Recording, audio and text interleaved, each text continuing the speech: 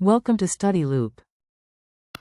Okay, so this is basically a question about some of the major vocabulary from the section and which of the different ways of studying ecosystems fits the one that you're given.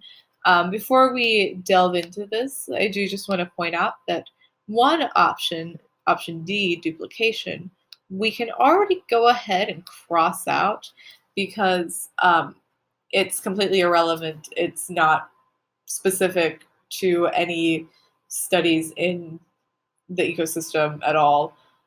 It's just kind of put in there to, throw you off.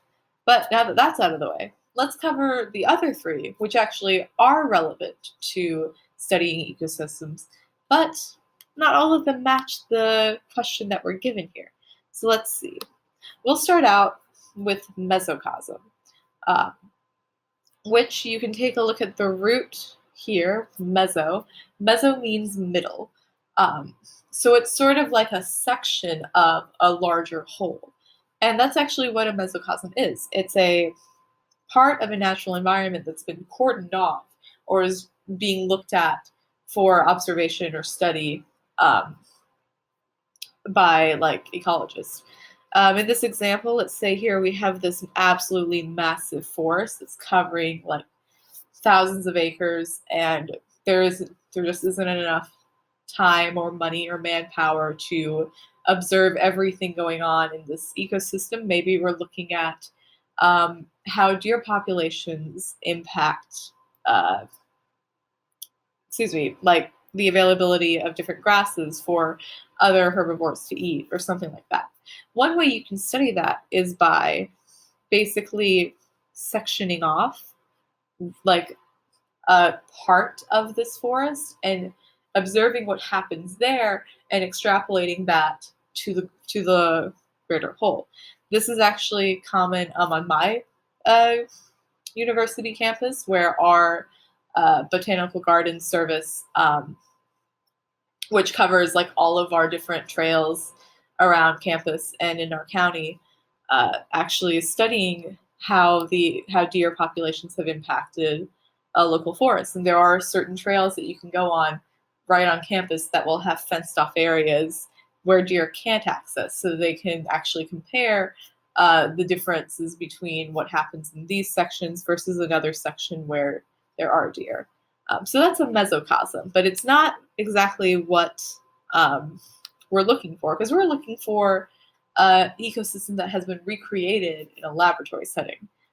So our next option is the simulation, and we can kind of see right off the bat from the word itself that this probably isn't the answer, because simulation, you want to think of a computer program or something virtual or something that's faked. It's similar, but it's not entirely um, it's not the thing itself. And that's exactly what this is. Uh, a simulation model, when in the context of studying ecosystems, is a model of the ecosystem in a computer program that's often used for predicting future events, such as, for instance, let's say you're studying this forest and you're looking at the correlation between average rainfall and average temperature, and maybe effects on like the lifespan or offspring numbers of rodents or other, like whatever animal you want to study.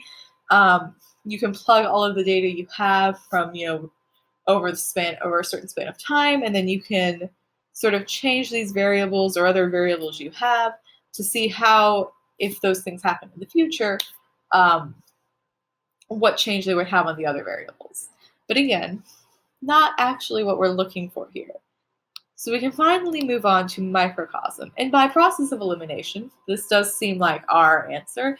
But let's actually delve into what it is first, so we know that we're right. And actually, this is the right answer, because if you take a look at it, first of all, like we did with mesocosm, let's break down microcosm into its component parts. Micro means small. So unlike mesocosm, which was like a middle or a section, microcosm is basically like the thing itself, but tiny. And that's pretty much what it is. It's a recreation of an ecosystem in a laboratory setting or in like an artificial setting for experimentation mainly, not just observation. In this example, we can kind of see a excuse me a terrarium, which is a pretty common microcosm that some of you may have been familiar with. But these are like used by a lot of ecologists in order to experiment in different ways, even if they're not fully applicable to a real world situation. But in this case, all we're looking for is the definition, and C, microcosm, is it.